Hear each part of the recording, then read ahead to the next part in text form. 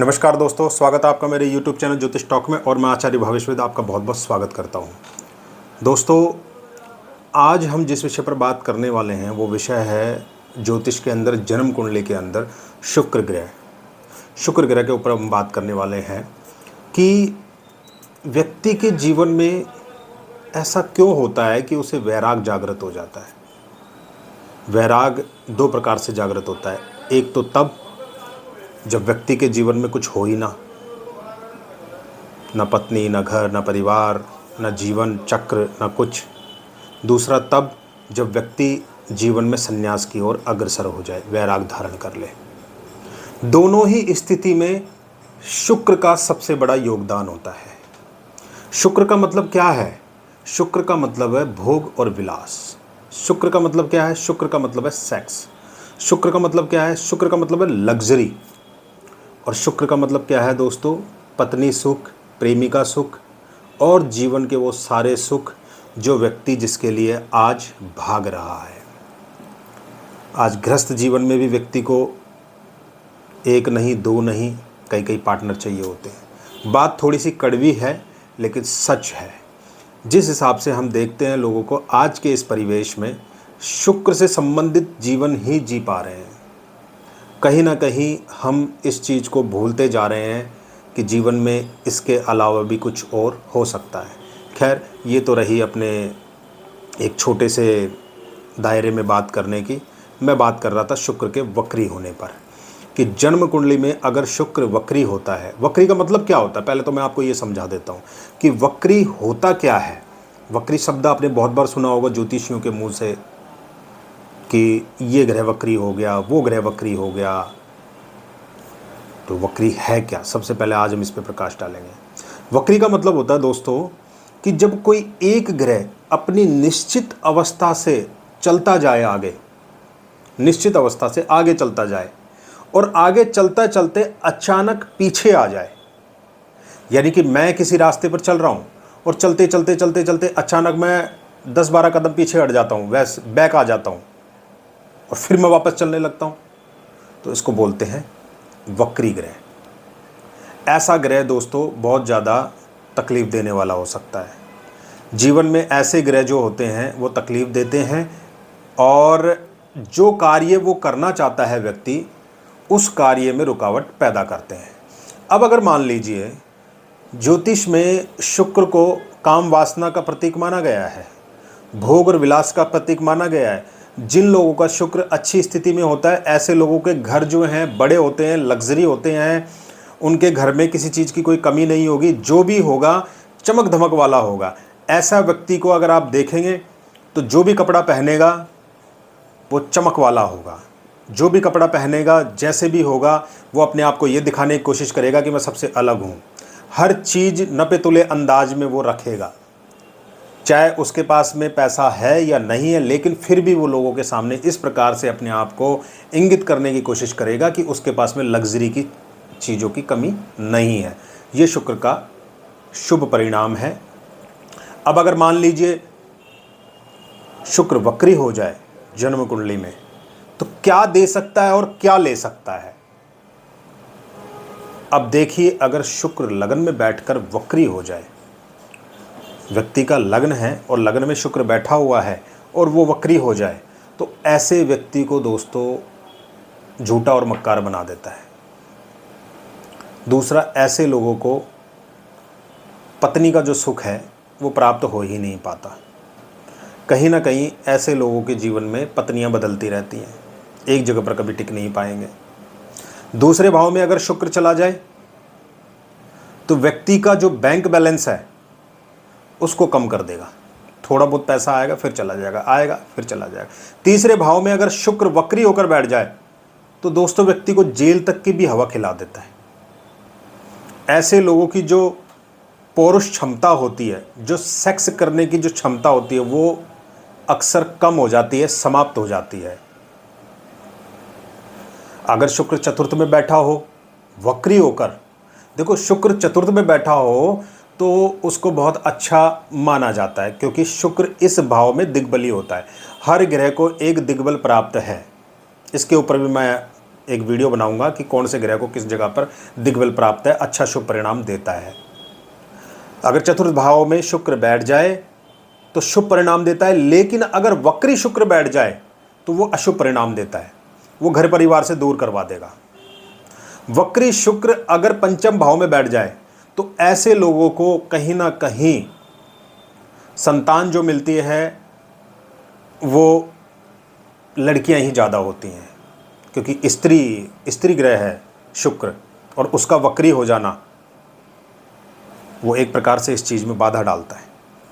तो जिन लोगों के घरों में बहुत ज़्यादा लड़कियां होती हैं, पुत्र संतान की प्राप्ति होती ही नहीं है, पुत्रियां ही पुत्रियां होती हैं, कहीं ना कहीं उनका शुक्र आप देखेंगे तो पंचम भाव में वक्री मिलेगा। छठे भाव में अगर शुक्र वक्री हो जाए तो व्यक्ति का पूरा धन जीवन भर सिर्फ और सिर्फ बीमारियों पर जाता है, क्योंकि छठा भाव व्यक्ति का बीमारी है, रोग है, शोक है, दोष है, कर्जा है, पीड़ा है, तकलीफ है। वहाँ पर वक्री शुक्र बैठकर इस चीज़ को इतना बढ़ा देगा, इसको इतना वो कर देगा कि आप दान करते रहो, पूजा करते रहो, पाठ करते रहो, ये करो वो करो, वो आपको डॉक्टरों के ले जाकर ही भेजेगा, पूरा जीवन बर्बाद हो जाता है। ऐसी बहुत सी कुंडलियाँ हमने देखी हैं जिनमें इस प्रकार का योग हुआ है, और आज भी वो कहीं ना कहीं दुखी हैं।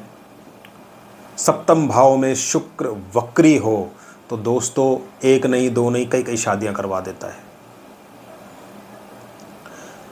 अगर व्यक्ति ऊंट चराने वाला भी होगा ना, तो भी उसके चेहरे पे ऐसा नूर होगा कि लड़कियां उसको देख के ये बोलेंगे नहीं, शादी तो इसी से करनी है, क्या हुआ ऊंट चरा रहा है तो। लेकिन जब वो ऊंट चराते चराते बाद में कहीं और चला जाता है, तब समझ में आता है कि ये ऊंट वाला तो बेकार निकला। कहने का मतलब ये है, मैं आपको उदाहरण देकर समझाना चाह रहा हूँ कि सप्तम भाव में वक्री शुक्र जीवन को तोड़ मरोड़ देता है। और अगर नीच का शुक्र हो जाए तो दोस्तों सोने पे सुहागा, एक तो करेला ऊपर से नीम चढ़ा। ऐसे व्यक्ति का गृहस्थ जीवन जो है बहुत ज़्यादा चल नहीं पाता, पत्नी से अपने आप ही व्यक्ति दूरी बना कर रखेगा, क्योंकि जैसे उसके पास जाएगा वैसे ही उसका पुरुष उसको लगेगा कि समाप्त हो गया। ये सप्तम भाव के नीच का और वक्री होने के शुक्र का दुष्परिणाम है। अष्टम भाव में अगर शुक्र बैठ जाए दोस्तों तो निश्चित तौर पर ऐसे लोगों की जो पैतृक संपत्ति है वो दुश्मनों के पास चली जाती है, और ऐसी दुश्मन जो होती है कोई स्त्री होती है, वो उसकी चाची, बुआ, ताई, मौसी, बहन, या खुद उसकी पत्नी भी हो सकती है, या उसकी प्रेमिका भी हो सकती है। नौवें भाव में शुक्र का गोचर बैठना, स्थापित होना और वक्री होकर जीवन में आप सोच लीजिए कि ऐसा व्यक्ति धर्म कर्म को दिखावे के लिए करेगा। धर्म कर्म के स्थान पर भी कहीं ना कहीं ऊंच नीच तरीके की दृष्टियां उसकी रहेगी। उसको जहां भी वो धर्म पे जाएगा, किसी मंदिर में, किसी गिरजाघर में, किसी मस्जिद में, या किसी गुरुद्वारे में, कहीं पे भी धार्मिक स्थान है और वहाँ जाएगा तो उसकी नज़रें हमेशा चार रहेंगी, यानी कि ऐसा व्यक्ति लंपट किस्म का होगा। दसम भाव में शुक्र अगर वक्री होकर बैठा हो तो व्यक्ति को एक अच्छी चीज़ दे देता है कि ऐसा व्यक्ति हीरे से संबंधित काम करता है। डायमंड के काम अक्सर देखे गए हैं, स्टोन्स के काम अक्सर कर लेते हैं, लेकिन ऐसे व्यक्तियों को कभी वाहन सुख नहीं देखा। दसम भाव का वक्री शुक्र। 11वें भाव का शुक्र जो है वक्री खूब पैसा देगा, लेकिन उस पैसे को उड़ा देगा जुआ में। 12वें भाव का शुक्र अगर वक्री है तो विदेश में ले जाकर किसी स्त्री के साथ धोखा करवाकर उसको जेल की हवा खिलवा सकता है। दोस्तों ऐसी कई कुंडलियों में हमने इन चीज़ों को देखा कि 12वें भाव का शुक्र बहुत शुभ परिणाम देता है, लेकिन अगर वक्री हो जाए तो वो इतना अशुभ हो जाता है कि जीवन को आलोड़ित और विलोड़ित कर देता है, परेशान कर देता है, तकलीफ देता है। 12वें भाव का वक्री शुक्र। दोस्तों एक तो शुक्र का बैठना नॉर्मल, वो अपनी स्थिति में है और चल रहा है, वो बैठा हुआ है, वक्री नहीं है, तो उसके परिणाम बहुत शुभ मिलते हैं। लेकिन अगर शुक्र वक्री है, मैं यहाँ वक्री शुक्र की बात कर रहा हूँ, अगर शुक्र वक्री है तो निश्चय ही ऐसे व्यक्ति को बहुत पीड़ा और तकलीफ देता है। तो दोस्तों ये शुक्र की पोजीशन है जन्म कुंडली में अगर वक्री हो तो। शुक्र एकमात्र ऐसा ग्रह है जो जीवन में भोग देता है। शुक्र ऐसा भी ग्रह है जो जीवन में मोक्ष दे सकता है, मोक्ष देता है। अब देखिए दोस्तों, भोग और मोक्ष दोनों एक अलग अलग बात हो गई।